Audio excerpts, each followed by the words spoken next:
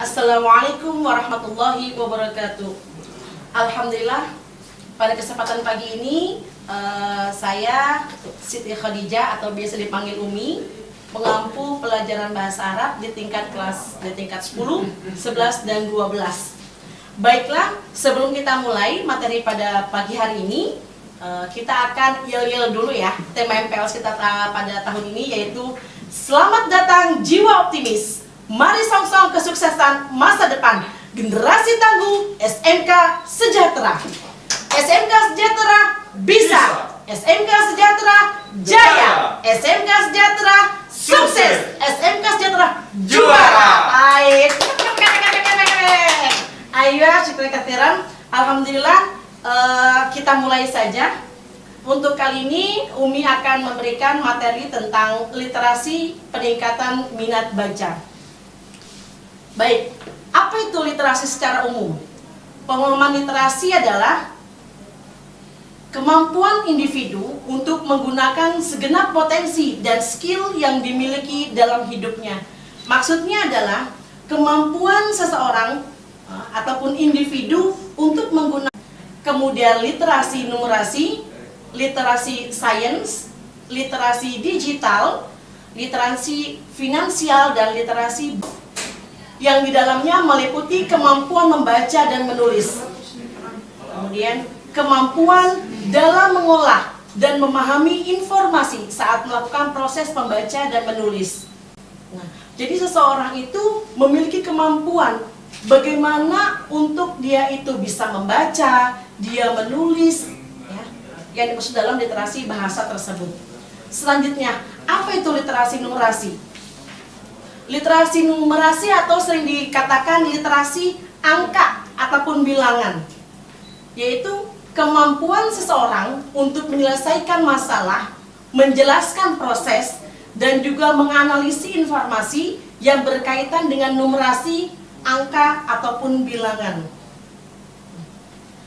Kemudian, bagaimana seseorang bisa dikatakan dia itu literasi numerasi? Dikatakan mampu paham tentang masa numerasi. Yang pertama, jika mengetahui dasar-dasar dari penjumlahan, pengurangan, perkalian, dan pembagian. Nah, ini biasanya terjadi dalam kehidupan sehari-hari. Kenapa? Ya, pada dasarnya dalam kehidupan sehari-hari kita itu selalu menemukan namanya penjumlahan. Ketika apa? Ketika mungkin kita sedang membeli segala sesuatu, baik kita beli ke warung, ke mall, kemana-mana, pasti kita membutuhkan namanya angka, bilangan ataupun jumlah. Nah, ya, selanjutnya adalah literasi sains, ya, atau dinamakan dengan pengetahuan, ya, yang biasa kita gunakan seperti IPA, fisika, kimia. Nah, ini dinamakan literasi sains. Apa itu? Yaitu kemampuan untuk menggunakan pengetahuan sains, mengidentifikasi pertanyaan, menarik kesimpulan dalam rangka memahami keputusan yang berkenaan dengan alam. Ya, jadi ketika kita mempelajari dalam sekolah, kita ada pelajaran IPA, nah kita akan dinamakan literasi sains. Selanjutnya, nah ini yang lagi sedang booming saat ini, yaitu literasi digital. Ya, literasi digital itu biasa sekarang itu sudah sering digunakan, ya, yaitu kemampuan untuk menggunakan media digital, baik seperti smartphone, alat komunikasi, ya, kemudian jaringan-jaringan, ya, baik secara online. Nah, ini dinamakan dengan literasi digital. Ya, zaman sekarang sudah banyak, entah kita bisa belajar masalah Adobe dan lain sebagainya. Kemudian literasi finansial atau dinamakan dengan literasi keuangan, yaitu kemampuan untuk memahami bagaimana uang berpengaruh dalam dunia, bagaimana seseorang mengatur untuk menghasilkan uang, mengelola uang, menginvestasikan uang, dan menyumbangkan uang untuk menolong sesama. Ya, ini dinamakan dengan literasi finansial. Selanjutnya, yang terakhir adalah literasi budaya dan kewarganegaraan. Ya, literasi budaya dan kewarganegaraan itu kita ketahui seperti dongeng, kemudian kemudian sejarah biografi suatu daerah, kemudian seni budaya daerah yang ada. Nah, seperti itu. Atau kalau dalam definisi kita yaitu kemampuan untuk memahami, menghargai, dan berpartisipasi secara mahir dalam bidang budaya.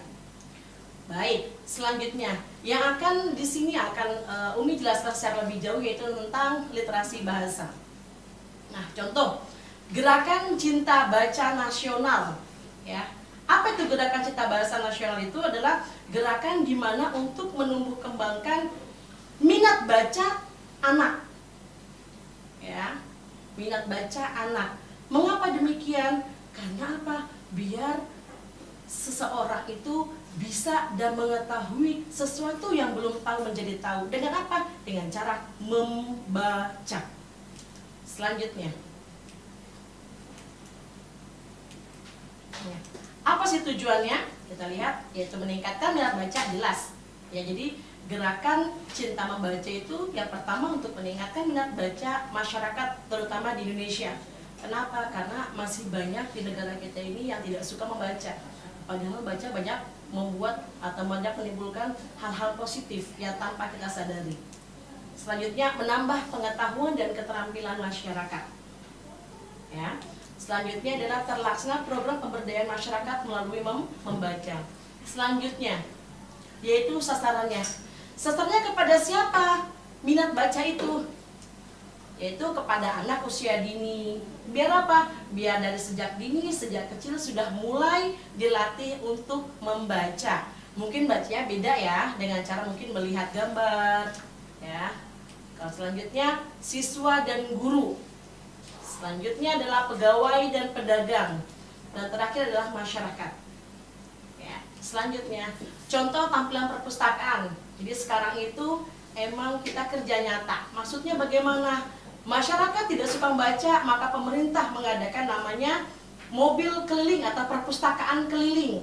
Biar apa? Biar menumbuh kembangkan minat membaca di sekitar lingkungan.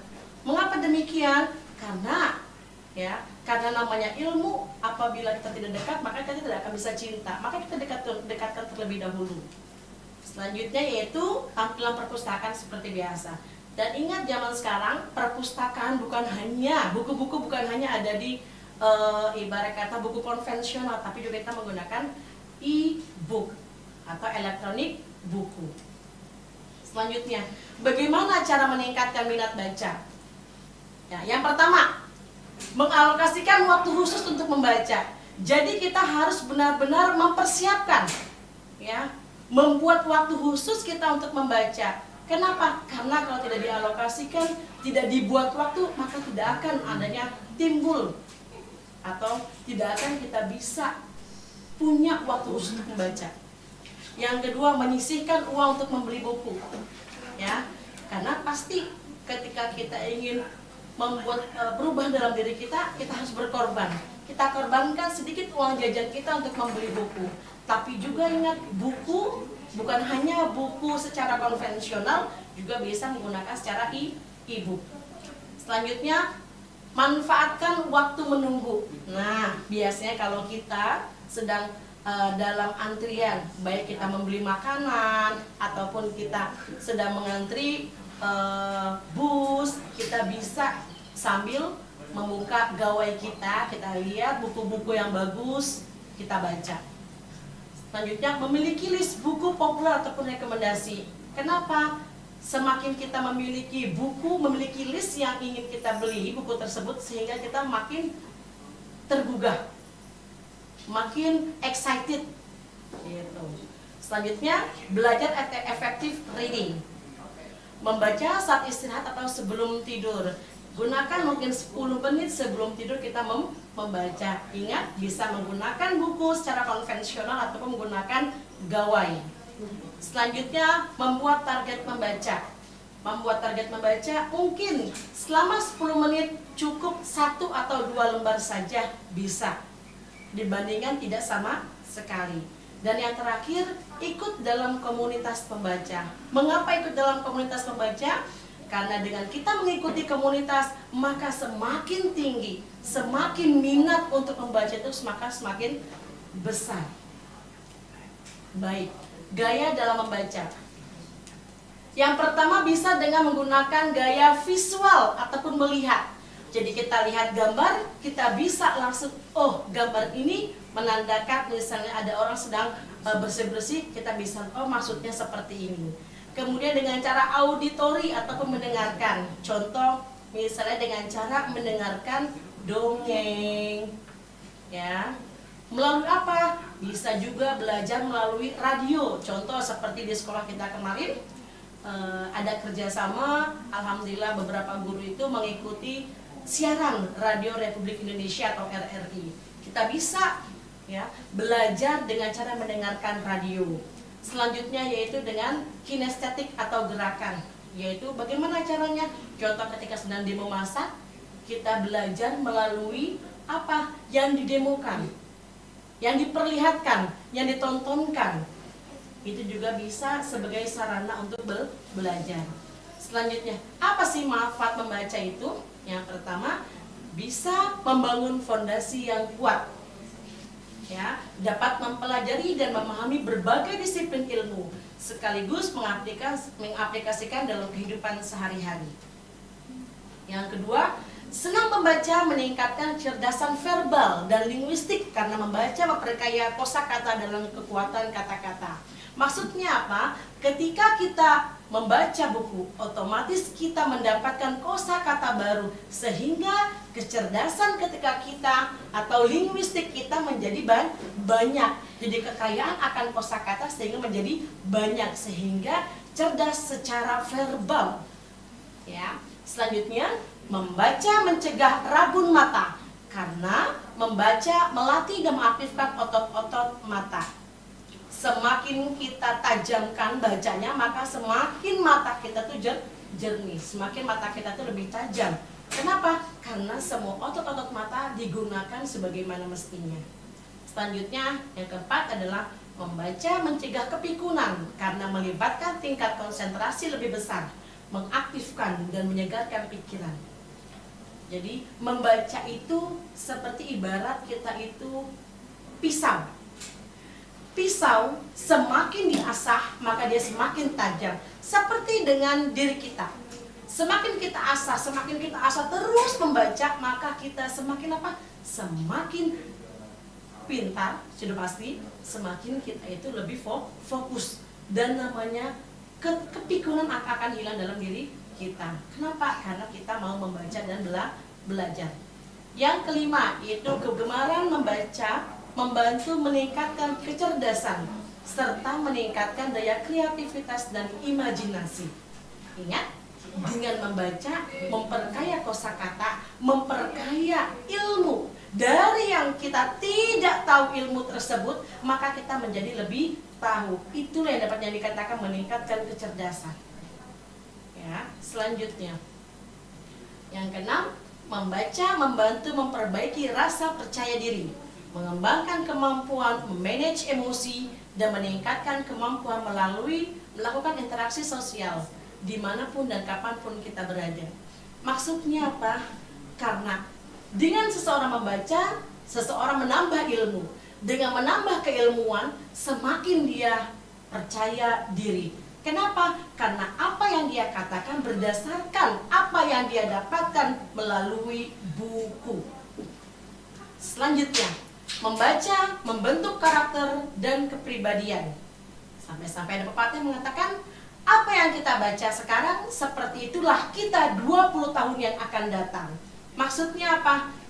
Jadi kalau dalam bahasa Arab itu ada man yazra' yahsud. Barang siapa yang menanam, pasti akan menuai. Maksudnya apa? Yuk sekarang kita berusaha, kita belajar sungguh-sungguh, kita banyak baca semua pelajaran, maka kita akan menuainya nanti. Sama seperti dengan saya sendiri, Umi sendiri. Dulu belajar luar biasa. Setelah 20 tahun, inilah yang saya dapatkan, Umi dapatkan ketika belajar dulu. Ya, jadi nggak mungkin namanya kalau kita itu belajar tidak ada yang masuk, pasti ada. Ya, selanjutnya membaca menjadikan kita lebih dewasa, lebih arif dan bijaksana dalam menjalankan kehidupan. Mengapa? Karena kita memiliki ilmu yang banyak sehingga pola pikir kita menjadi dewasa, menjadi lebih bijaksana terhadap segala sesuatu hal apapun, ya. Jadi segala apa yang kita lakukan, segala apa yang kita bicarakan, semuanya sudah terkoordinasikan, sudah terkoordinirkan dengan apa? Dengan ilmu yang kita dapatkan, ya. Jadi jangan cuma omong kosong saja. Baik, insya Allah paham ya nak ya, tanpa panjang-panjang ya nak ya. Mungkin hanya ini yang dapat kami sampaikan. Kurang lebihnya mohon maaf. Billahi taufiq wal hidayah. Wassalamualaikum warahmatullahi wabarakatuh.